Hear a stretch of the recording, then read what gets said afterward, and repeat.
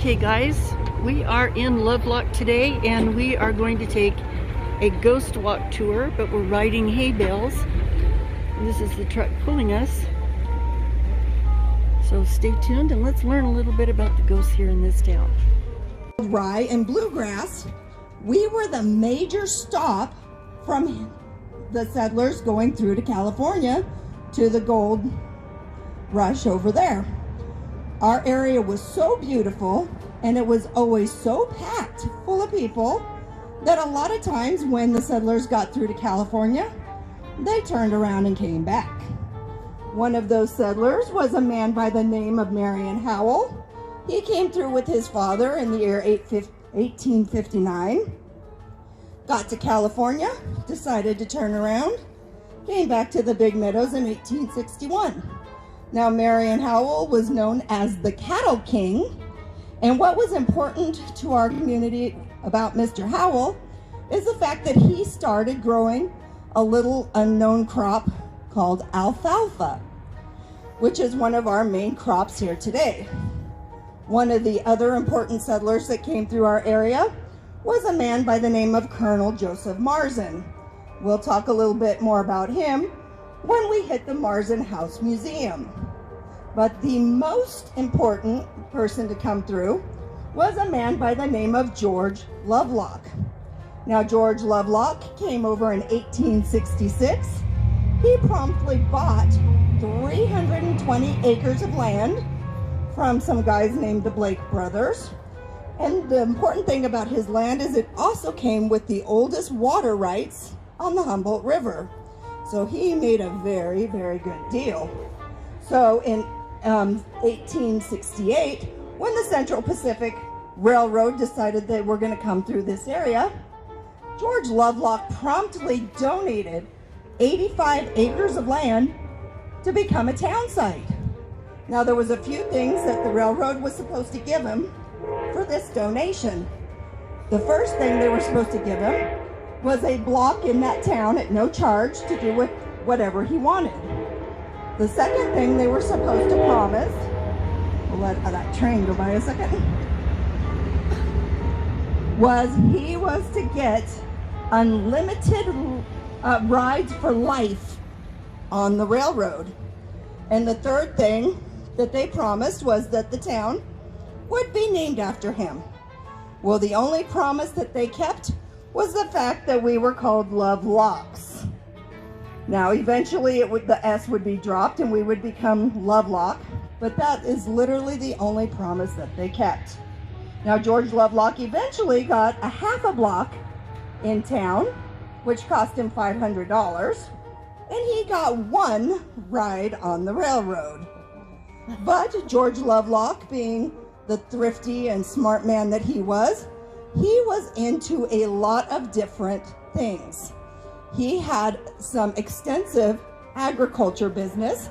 He was one of the first ones to make an irrigation ditch, and he started selling his extra hay. So he was very big with agriculture. He had one of the biggest mining resources in the whole area. He had founded a company called the American Nickel Company because he found nickel and cobalt in our area. And not only did he have now agriculture and mining, but he was our town's first postmaster. He was the stage master before the railroad came in, and he was a hotel owner. His half a block in town that he eventually got held the Big Meadows Hotel. He also owned a hotel in Oriana, and he owned a hotel in Trinity. He was a very, very smart businessman. So he decided when he was a little older to go to California for the winter, but he missed his precious mines and came back to visit his daughter. When he came back, he ended up catching pneumonia and died here in Lovelock in 1907. Now, the night before George Lovelock died, he went into one of his precious mines with candle in hand, searching for something that no one will ever know what it was because he was in such a delirious state he could not express what he was looking for. So there might be some hidden treasure that no one knows about in one of his minds. But if you look up tragedies in Lovelock, you will see that we have had an abundance of train accidents. Now, many feel that that is not only karma, but maybe George Lovelock's ghost coming back to just get a little bit of revenge on the railroad for all of the promises that they did. Herrera liked to save all of his tin cans. He would place them down right here on the ground, and he would take his truck and he would back over them over and over until they were flat, making the most horrendous noise that you've ever heard. People who had never been in the area were quite shocked at what was going on and did not understand what that horrible noise was. When I worked at Wells Fargo, we would just tell them, oh, it's just Mr. Herrera flattening his cans. Well, unfortunately, Mr. Herrera was found deceased outside his residence here on October 10th of 2011. Now, when he was found around 7 o'clock in the morning, the police came over and they rightfully sectioned off the crime scene as a crime scene and started doing an investigation. Well, the autopsy on Mr. Herrera came back as saying he died from natural causes from a brain aneurysm. However, people in the area heard a huge fight the night before Mr. Herrera was found, and they know that he was hit at least once in the face and believe that that fight is what caused his brain aneurysm. So what was called a natural death has been seen by most of the town as an unexplained murder. So with all of this hanging over our head, poor Mr. Herrera is still with us. And on quiet nights, if you stand outside, you might just hear the tin cans being crushed. On to our next location. And this was the La Fiesta location. Chinese came in 1850s, and it was only because of the Chinese that the West was actually built as quickly as it was.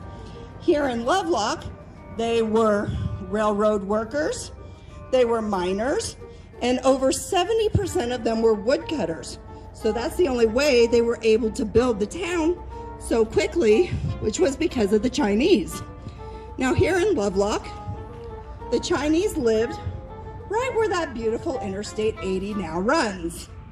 There was a bunch of houses and a whole neighborhood that was just for them. So when the state came in the 80s to put that in, they had to buy up the land, which was actually mostly owned by one of our local wonderful judges, Judge Young.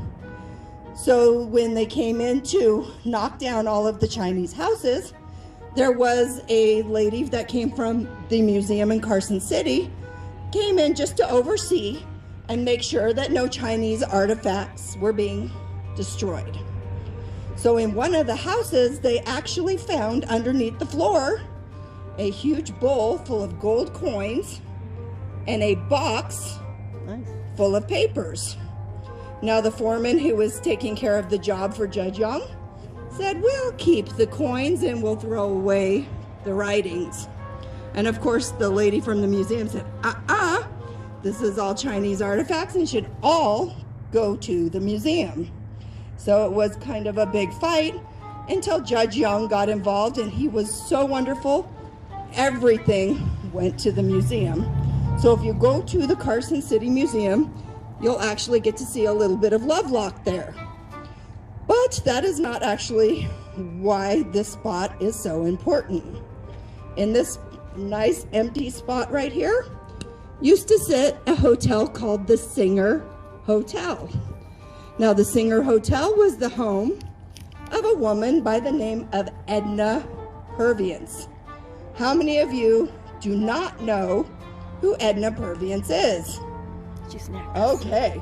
Miss Edna Perviance was a silent movie star who was in about 30 of Charlie Chaplin's movies with him. She was his leading lady. Now, not only was she his leading lady on screen, she was his leading lady in life, well, mostly. You could say they were the original Brangelina of Hollywood, and their relationship ended about the same. Now, Miss Edna, she was born October 21st, 1895. It's almost her birthday, so we'll say, Happy birthday, Edna. She moved to Lovelock in 1898 when she was just 3 years old. Now, when her family moved here, they weren't exactly sure what they were going to do, so they stayed for a while in that beautiful Big Meadows Hotel that was owned by Mr. George Lovelock until they found the Singer Hotel. They decided to take it over, and the Singer was a beautiful hotel that stood in this spot. It was a 2-story building. The first floor had a cafe, it had a saloon, and upstairs were all of the rooms. Now, Miss Edna, she was a very accomplished pianist. She actually played the piano for most of the school dances, and she also played during most of the graduations, and any time there was an event in town, she was called forth to play the piano.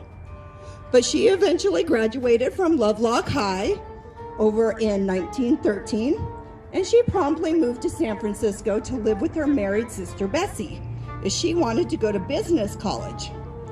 Well, jumped to 1915, she was working as a secretary, and Charlie Chaplin was about to make his second film, and he was looking for a new leading lady. One of Charlie's associates saw her in a cafe and thought instantly she would be perfect for Charlie, and set up a meeting between the two. Now, when they first met, Charlie looked at her, and in his autobiography he wrote, she wasn't just pretty, she was beautiful. He fell for her immediately, but he was kind of worried because he wasn't sure if she could act. But, as he said in his book, well, it kind of didn't matter if she could act, she would at least make the film look pretty. But he hired her, but then he started getting second thoughts on the matter. But he took her to a Hollywood party with him anyway one night, and as the party progressed, he started bragging to everyone what a good hypnotist he was. He told everybody he could hypnotize anyone, and he could do it in a matter of minutes. Edna laughed, and she said, I don't think you could hypnotize me. I'll even bet $10 that you can. Well, he went into his spiel, and he hypnotized her. At least she pretended. And the fact that she went along with his prank without prompt, without knowledge, and made him the hero of the night, made him realize he made the perfect choice. Unfortunately, they never were married, and they were extremely on and off, and both of them having several affairs. However, Mr. Chaplin liked his women young, and he had to get married to an 18-year-old girl because of a supposed pregnancy, right in the middle of shooting one of their films. Poor Edna found out, like the rest of the world, with the news in the morning paper. She was very upset, but very professional, and continued being his first lady. Now, him and that wife divorced 2 years later. Well, after he divorced from that wife, they started making a movie called The Kid. Now, in the movie The Kid, it had a 14-year-old star by the name of Lita Ford in it. Now, Lita was so mesmerizing to Charlie, he kicked Edna out of her big, beautiful dressing room and moved 14-year-old Lita into it. And that hurt her very, very much. As it was said in his autobiography by Lita, she was a beautiful woman and every time she saw me, she walked by with her nose in the air and did not speak to me. However, in public, she was always very polite to Mr. Chaplin. They continued working together again, and at this time, she figured that she might have a better time going solo without being with Charlie Chaplin, and she wanted to start making her own movies. Well, Charlie was all for it, and he even tried to help her. So the first movie she made without him was called A Woman of Paris. She did not get good reviews, and unfortunately at the time, got mixed in a little bit of a Hollywood scandal. Her and another actress were partying it up on New Year's Day at a very wealthy oil baron's house when in came the other actress's bodyguard and driver, who shot the oil baron. Now, luckily, he was not killed, and when he came to in the hospital, refused to press charges or tell the police what was going on in the room before he was shot. So with that, it became a big scandal, and most of the movie places would not even show A Woman in Paris because it had Edna in it. Well, she tried one more time to make a movie without Charlie, and she made a movie called A Woman of the Sea. Well, any of you who follow silent movies have never heard of it. That's because it was never released. And they say that the only copy of it was actually thrown away. So she ended up leaving Hollywood after that fact. Now, in the meantime, Charlie Chaplin ended up marrying Miss Lita when she was 16 years old and pregnant, and then got divorced when she was 18, with her major complaint in the divorce being Edna Perviance. We don't have an exact date on when it was built, but we know it was sometime between the 1890s and 1905.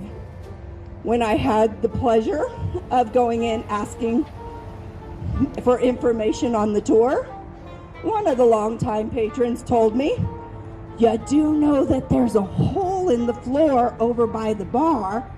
I said, "There is. What's it for?" And he says, "Well, that's where the bodies are buried."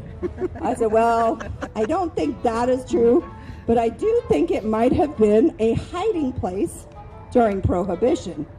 Now, when Prohibition hit Lovelock in 1920, all of the bars in town became either ice cream parlors or cigarette parlors.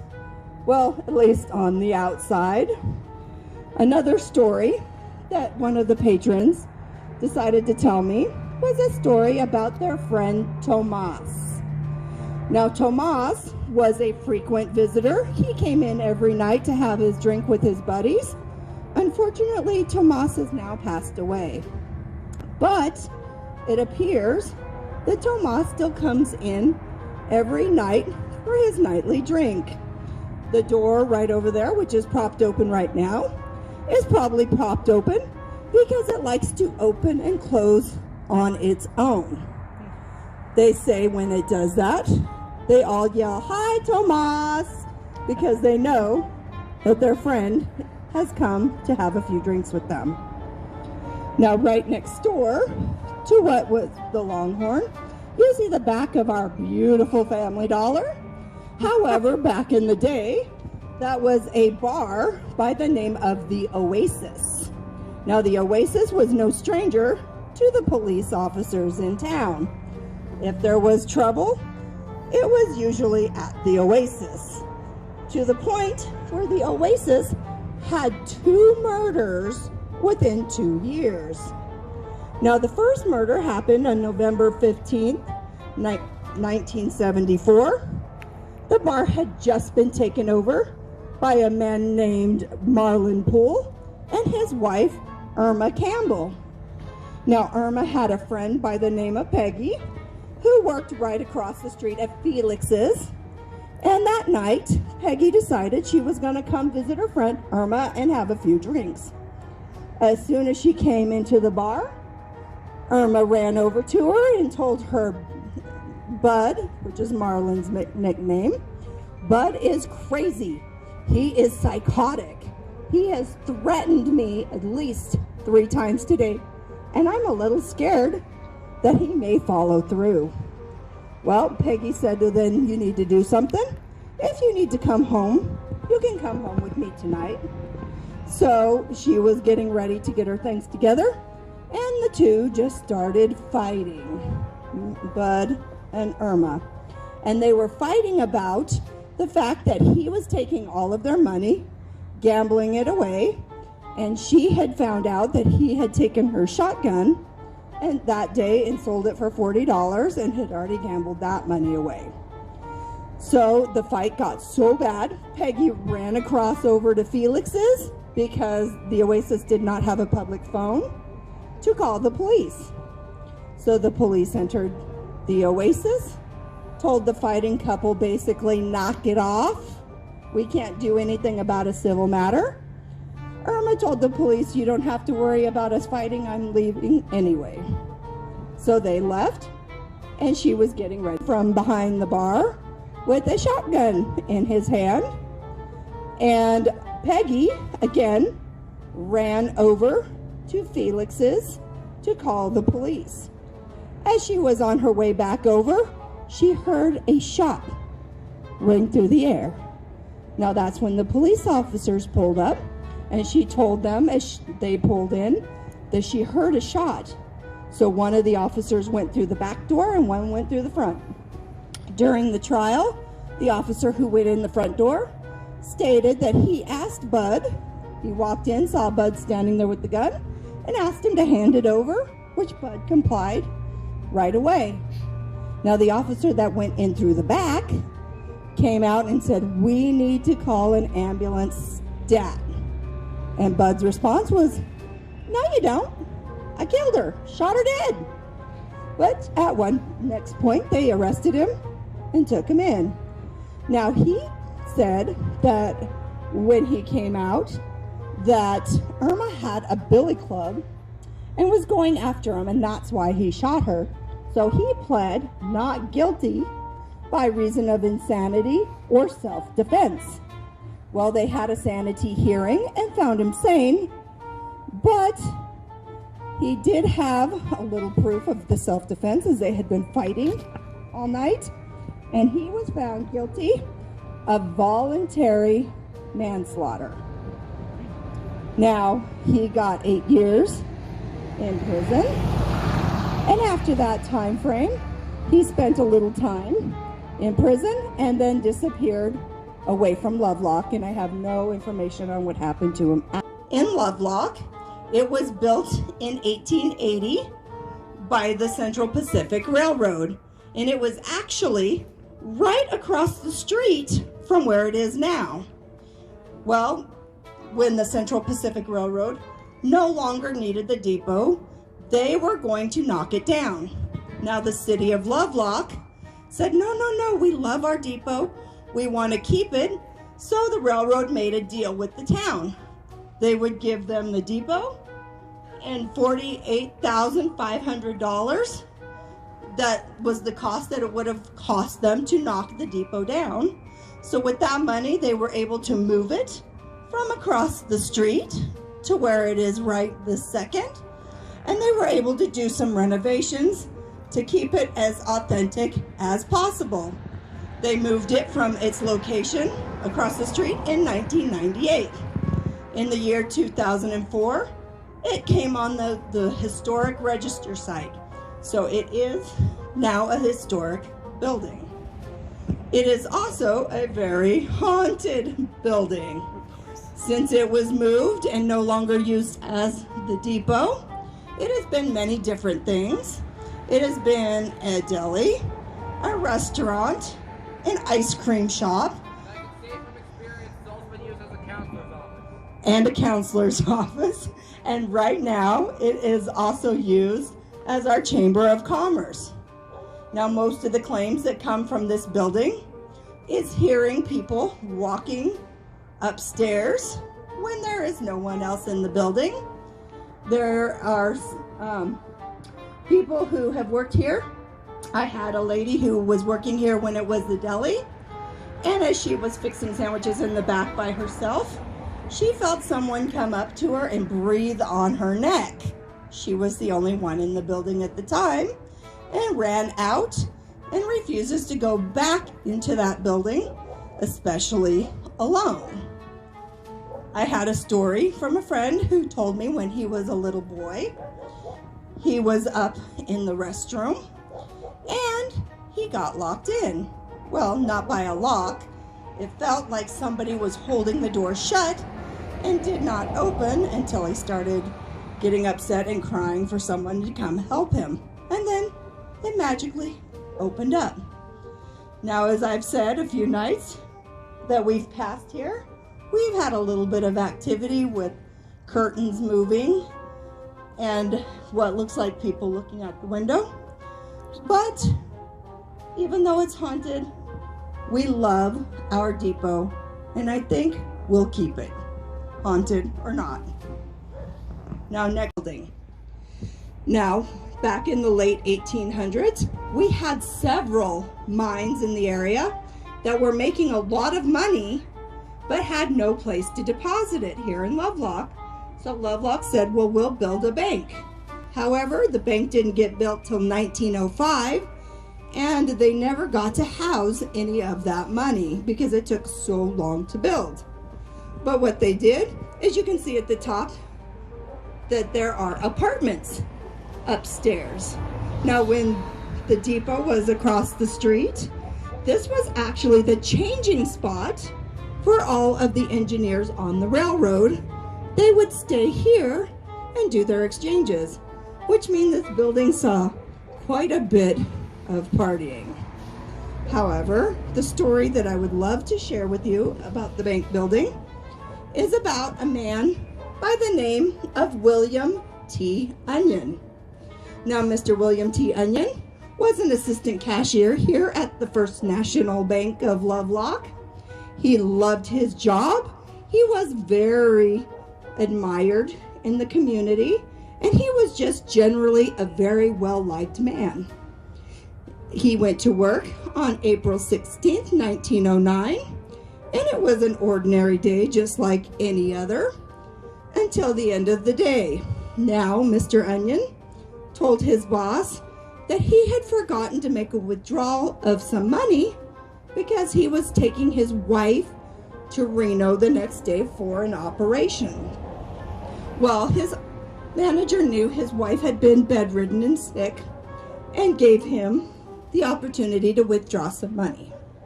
So with money in hand, Mr. William T. Onion walked to the store. He bought himself a brand new suit. He said, as he was buying it, that it was for his trip to Reno. He bought his wife some new night dresses, and he went home. Now, when he got home, his daughter and son were in the living room. Their aunt, his wife's sister, was in the kitchen making dinner, and he walked straight into the bedroom where his wife was bedridden with the packages. His daughter followed him into the room, took the packages, and took them out to the living room for her and her brother to go through and see what was in them.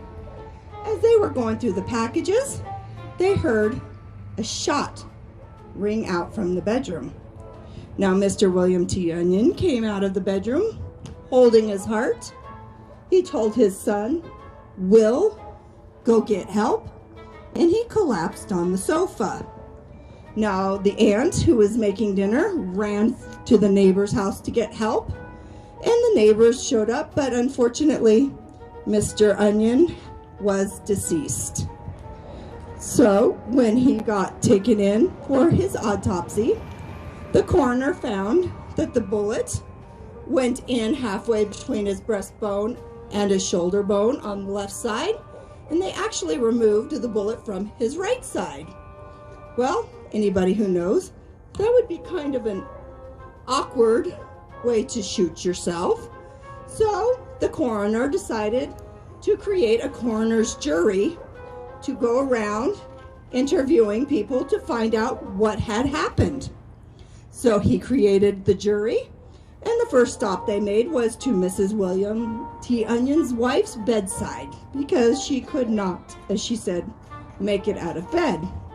So as they were questioning her, she was very clear to tell them that he had not been happy of late, that he was tired of working so hard, and she believed that he was just suicidal. Well, they asked her exactly what happened in the room, and she said she didn't know. She was asleep until she heard the sound of the revolver and the shot. But she didn't know what happened, and there was no one else in the room, so it had to be him. So they did some more interviews and had some more testimony taken at the courthouse. And with that, his boss, Mr. Gunner, said no. Mr. Onion was a very happy man. He loved his job, and whenever the thought of suicide or the discussion of suicide had ever come up, he was extremely against it. And he was very excited to be able to take his wife in for surgery and hope that the surgery would be successful so that his wife could get back to normal for their children. He also stated that when he had had a conversation with Mr. Williams T. Onion's wife a year before, she had accused her husband of having affairs with the loose women of town. So she had believed he had cheated on her. Now, Mr. Gunner said, no. I've gone out with him many times in the evening. We have never gone to see loose women, and we've always been back home by 8 o'clock at night. So he did not believe this to be true. He painted a picture of a woman who was very disgruntled. However, with all of the testimony, the jury came up with the fact that they made their ruling that Mr. William T. Onion was shot by persons unknown. They could not make a determination if he had shot himself or his wife shot him. They refuse now to work in there by themselves. This is the Now, dentist the office. ex-cleaning lady used to have her stuff up front. Whenever she would clean in the back, she would hear a ruckus, thinking somebody had broke in, would run to the front where nothing had been moved. She quit, and she has not worked there since. Now, the spirit that they say they feel here, I think is called, we have decided to call him the Wanderer. Because even though all of these places down the line have specters, they all seem to feel the Wanderer. The ones that they have in their buildings, they can tell the difference between the ones who are usually there and him. He likes to mess with the girls. So I believe that he literally likes to roam the streets. So just be careful if you're in the dentist office. If you're not a girl, you might not have to worry about the Wanderer. Now next door, we have Miley Mays, and we have the realty office. Miley Mays happens to be one of those wonderful businesses that my team has gotten to go in and investigate. The building was built in 1919 and was actually originally Nevada Power Company. Now, when they decided not to be here in Lovelock anymore, they donated the building to the city, and it has been many different things since. Well, Miley Mays at one point was a store called Ayub's, which was a clothing store. Now, as you can see, there's actually 2 stories of that building. Where we were getting all of our evidence was actually upstairs. But the original claims of the owner, who was literally at her wit's end, she was having so much paranormal experience, she called us in and said if we couldn't help her, she was done. She was going to close down and she was going to leave. What was happening was every time she was in the back of her shop, things would go on in the front. Things would move, that she would hear people out there come out, no one was there, and there was just a lot of activity, so she asked us to come in. Well, we did find that she has a desk in there that does have a woman attached. She doesn't do any harm. She just doesn't want anybody to bother her while she's sitting at her desk writing letters. But we do believe that the specter that we found in there was Mr. Ayub. When we actually sat down and listened to her claims, it appears that the only time he was making noise and trying to get her attention was when she was in the back not working.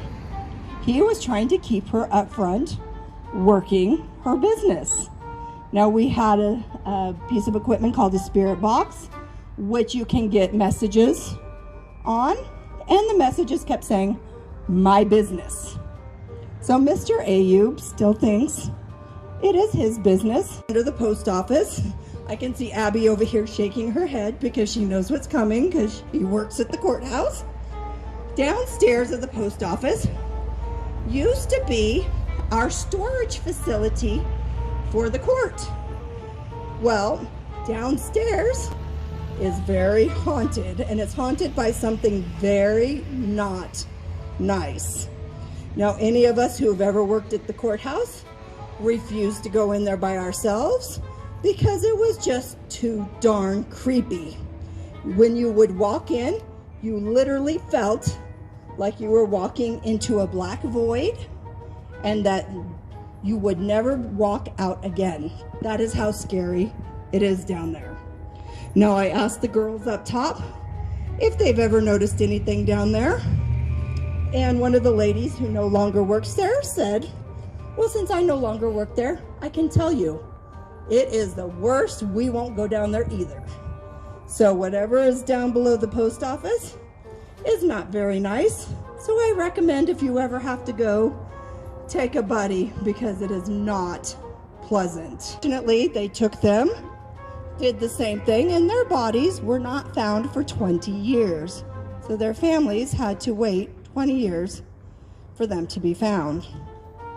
Well, they decided, hey, the mall worked really good the first time, so why don't we go back to the Sacramento Mall to get a couple more sex slaves? So they went back to the Sacramento Mall, and they kidnapped 2 young women there.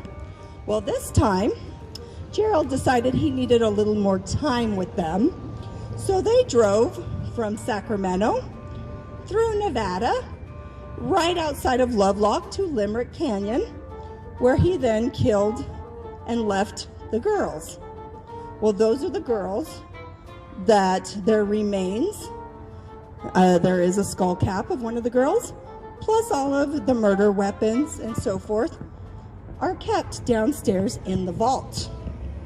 So I believe the girls are actually attached to some of their possessions in there. The other reason I believe it's one of the girls is because everything that happens is quite pranky and not quite mean. One of the things that used to happen a lot is I would have to get the courtroom ready for the judge when we had court. So I would go in, and the lights that are in the courtroom are actually, the toggle lights that you push in. So I would turn on the lights. I would go to walk away, and the lights would go off. So, the first time you think, well, maybe I didn't get the toggle in right. Reset the lights, walk away, they would go off again. They would do that 3 or 4 times until you finally said, "Please stop, I'm trying to get ready for court," and it would stop.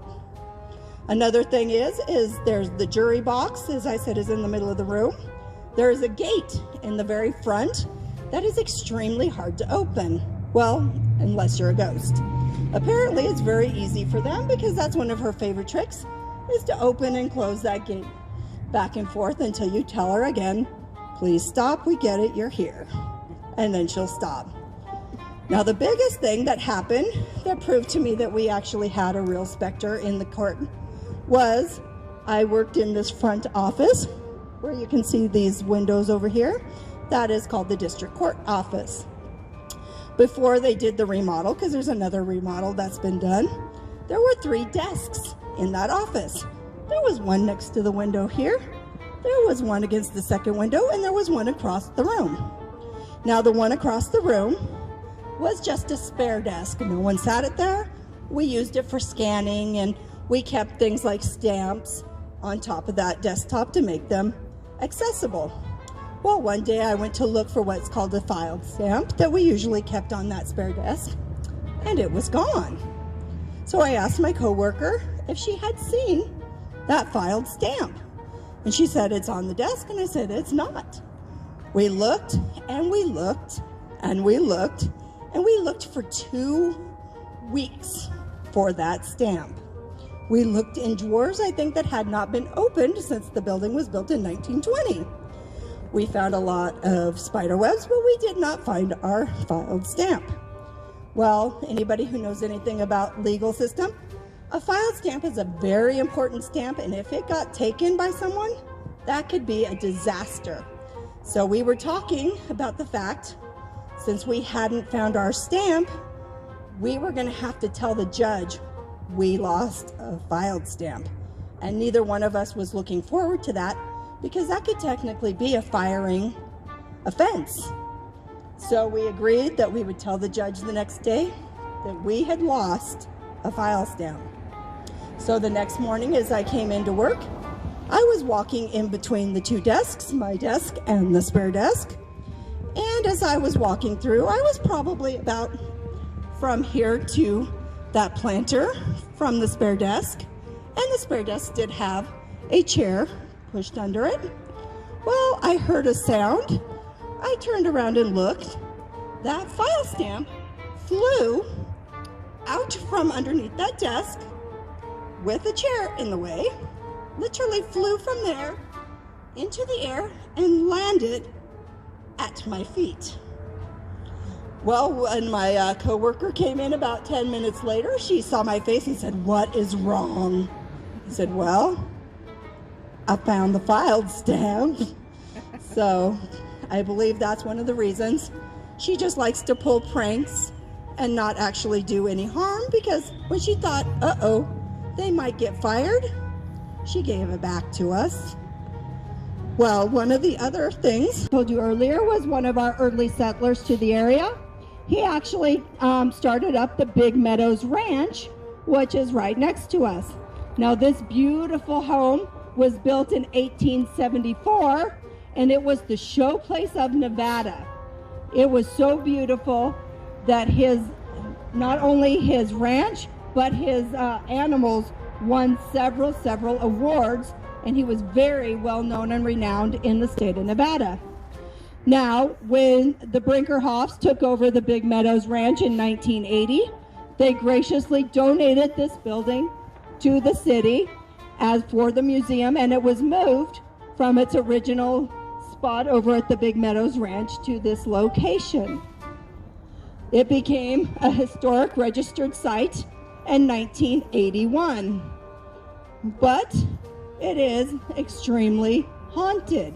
Now, we don't know if that is because of the building itself, or maybe it's attached to something inside, but you can usually see a woman walking through and looking out the windows. You can also see the lights go on and off quite often. Now, one of the volunteers that works here refuses to work the night shift. She refuses to close up. Oh, that went on again. She refuses to close up at night, because every time she would close up and she would turn off all the lights, she would get a call from the local police department telling her that she needed to come turn off the lights. She would tell them she had turned them off. She would come, turn them off again, and would promptly get another phone call that she left the lights on and to please come turn them off. So that is one of the biggest things that happen here. Apparently the ghosts don't like being in the dark.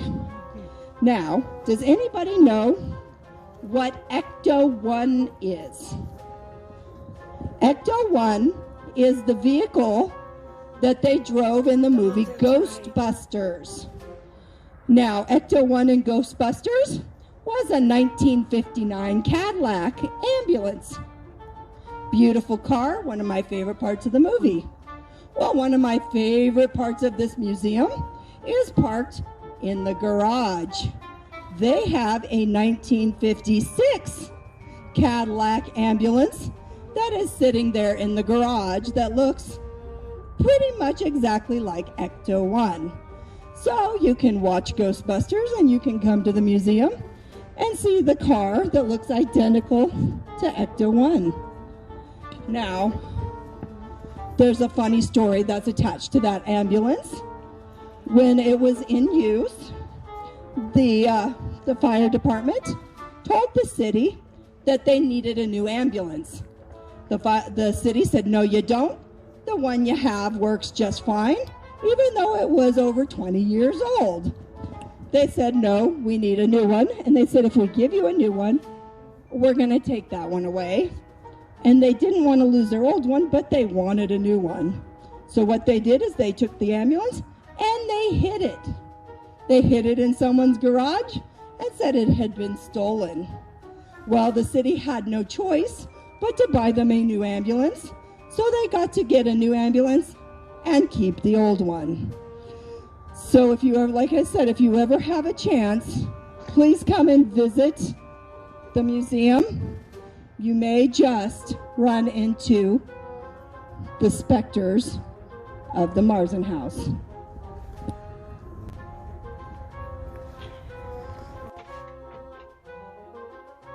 Well, we made it back home safe and sound.